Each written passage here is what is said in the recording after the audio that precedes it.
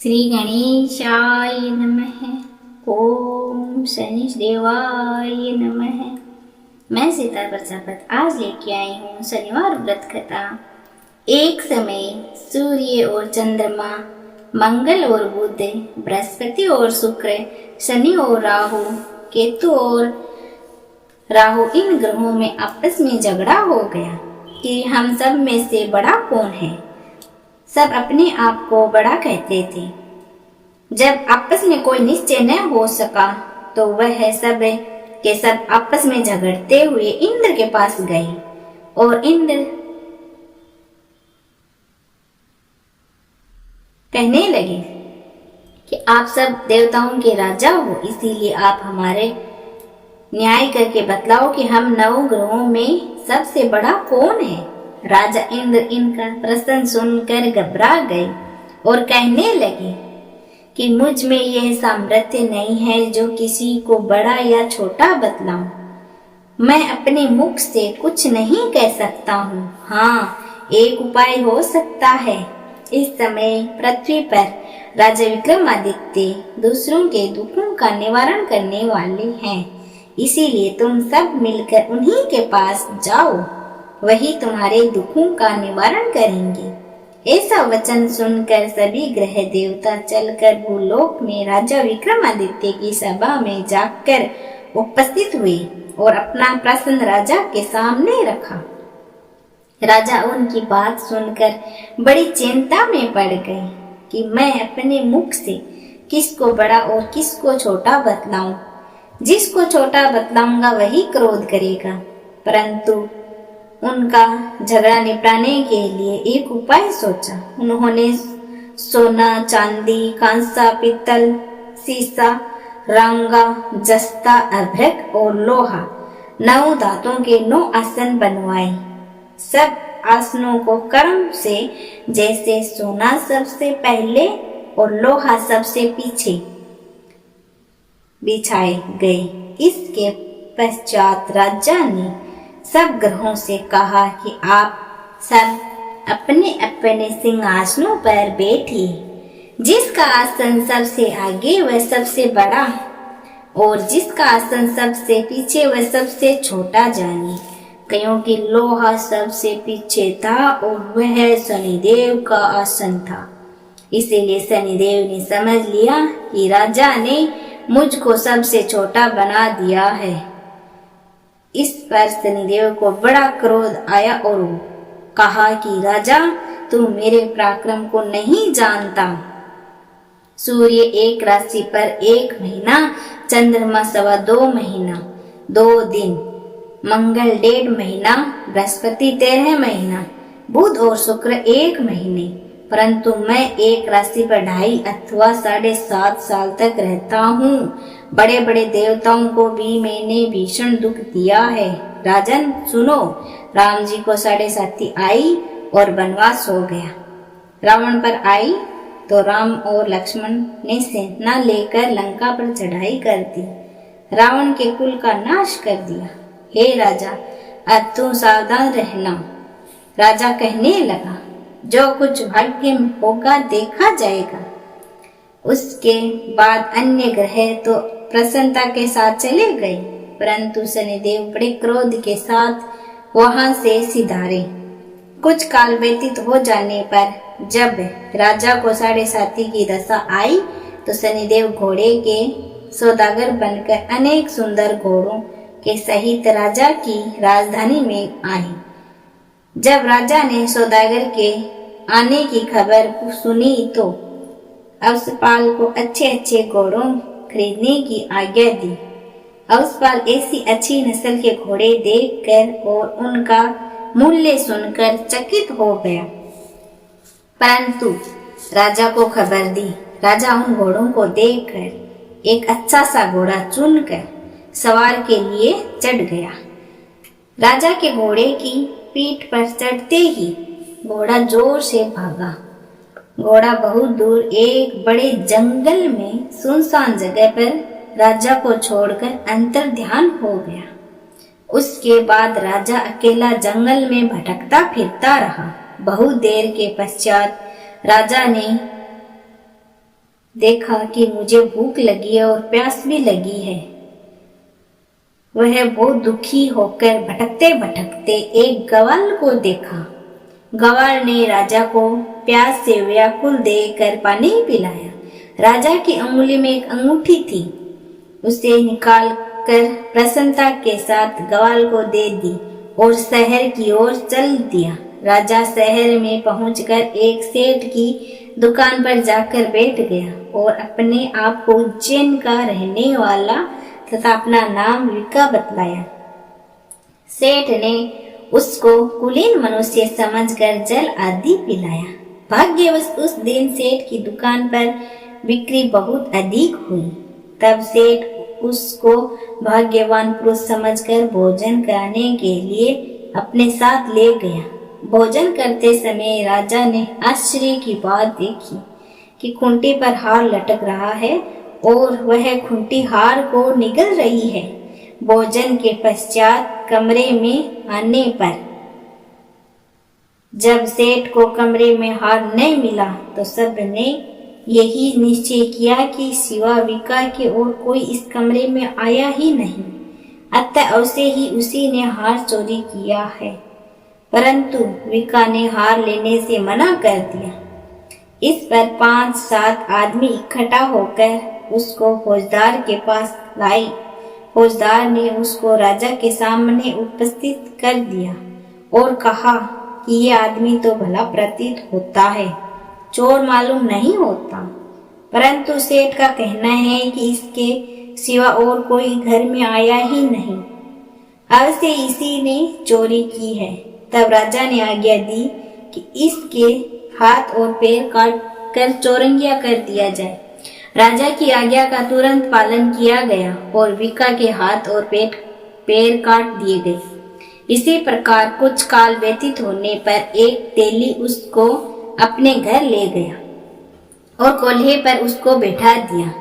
विका उस पर बैठा हुआ जुबान से बेल हाँकता रहा। शनि की दशा समाप्त हो गई और एक रात को वर्षा ऋतु के समय वह मल्हार राग गाने लगा। उसका गाना सुनकर उस शहर के राजा की कन्या उस राग पर मोहित हो गई और दासी को खबर लेने को भेजा कि शहर में कौन राग गा रहा है।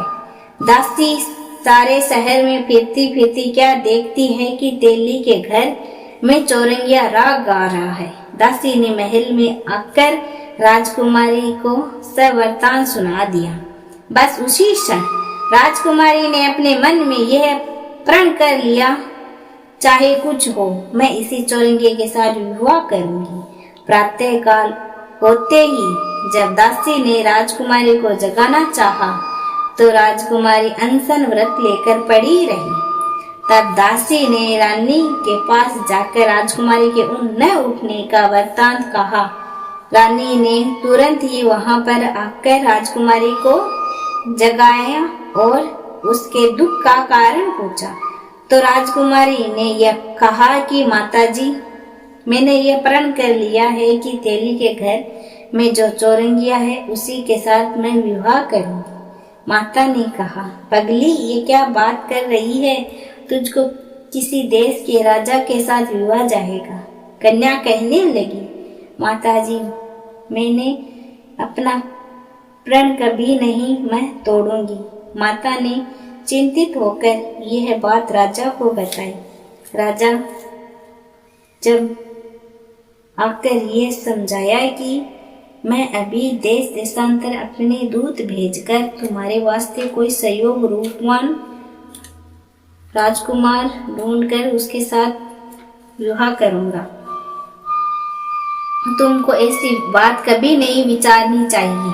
कन्या ने कहा, पिताजी मैं अपने प्राण त्याग दूंगी परंतु दूसरे से विवाह नहीं करूंगी। इतना सुनकर राजा ने क्रोध से कहा, यदि तेरे भाग्य में ऐसा ही लिखा है तो जैसी तेरी इच्छा हो वैसा ही कर। राजा ने तेली को बुलाकर कहा कि तेरे घर में जो चौरंगिया है उसके साथ मैं अपनी कन्या का विवाह करना चाहता हूँ। तेली ने कहा कि यह कैसे हो सकता है। कहा, आप हमारे राजा और कहा मैं एक नीच तेली। परंतु राजा ने कहा कि भाग्य लिखा कोई नहीं टाल सकता, अपने घर जाकर विवाह की तैयारी करो। राजा ने उसी समय तोरण और बंदवार लगाकर अपनी राजकुमारी का विवाह चौरंगिया बना विक्रमादित्य के साथ कर रात्रि को जब विक्रमादित्य और राजकुमार महल में सोए तो आधी रात के समय शनिदेव ने विक्रमादित्य को स्वप्न दिया कि राजा कहो, मुझको छोटा बतलाकर तुमने कितना दुख उठाया। राजा ने क्षमा मांगी।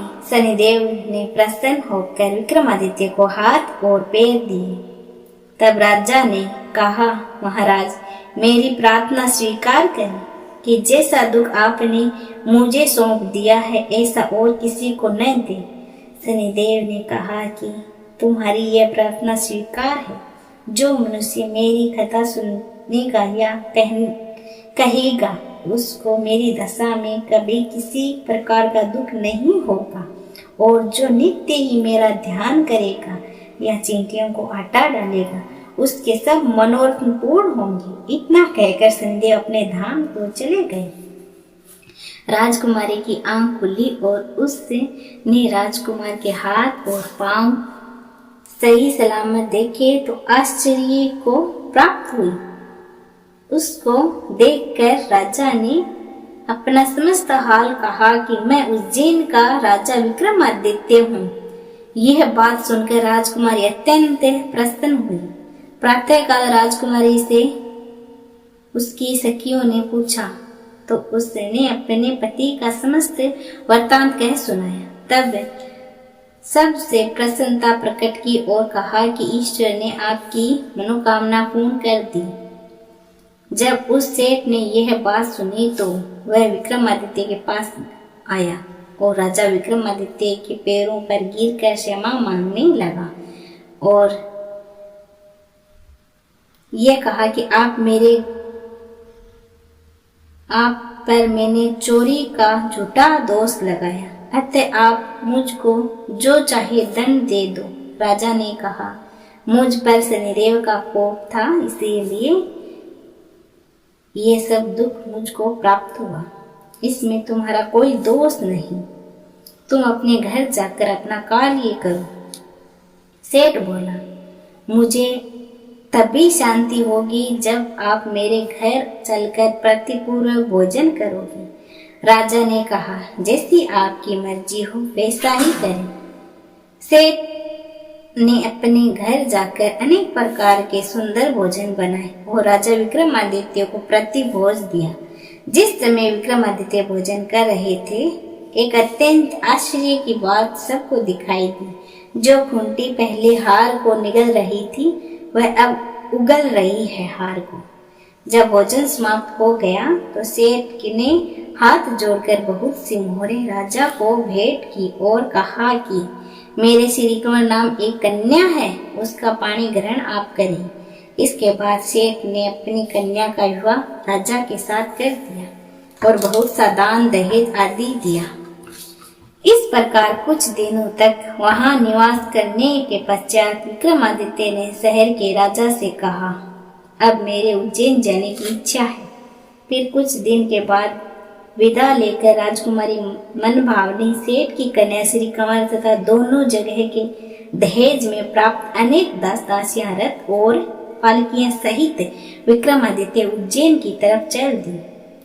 जब शहर के निकट पहुंचे और पूर्ववासियों ने राजा के आने की संवाद सुना तो समस्त उज्जैन की प्रजा अगवानी के लिए आई।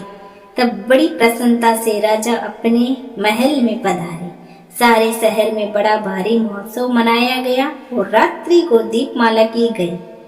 दूसरे दिन राजा ने शहर में यह सूचना कराई कि शनिश्चर देवता सब ग्रहों में सर्वोपरि हैं। मैंने इनको छोटा बतलाकर इसी से मुझको यह दुख प्राप्त हुआ। इस कारण सारे शहर में सदा शनिश्चर की पूजा और कथा होने लगी। राजा और प्रजा अनेक प्रकार के सुख भोगती रही। जो कोई शनिश्चर की इस कथा को पढ़ता या सुनता है, शनिदेव की कृपा से उसके सब दुख दूर हो जाते हैं। शनिदेव की कथा को व्रत के दिन अवश्य पढ़ना चाहिए। ओम शांति ओम शांति ओम शांति। शनिदेव आरती। चार भुजा ते ही छाजे गदा हस्ति प्यारी जय शनिदेवा। रविनंदन गज बंदन यम अग्रज देवा।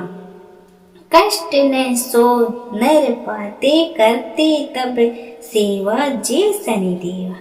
तेज अपार तुम्हारा स्वामी सहा नहीं जावे।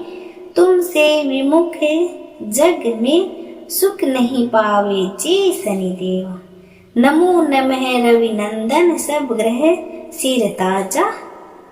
बंसीधर यश गावे रखियो प्रभु लाजा जय शनिदेवा। बोले शनिदेव महाराज की जय।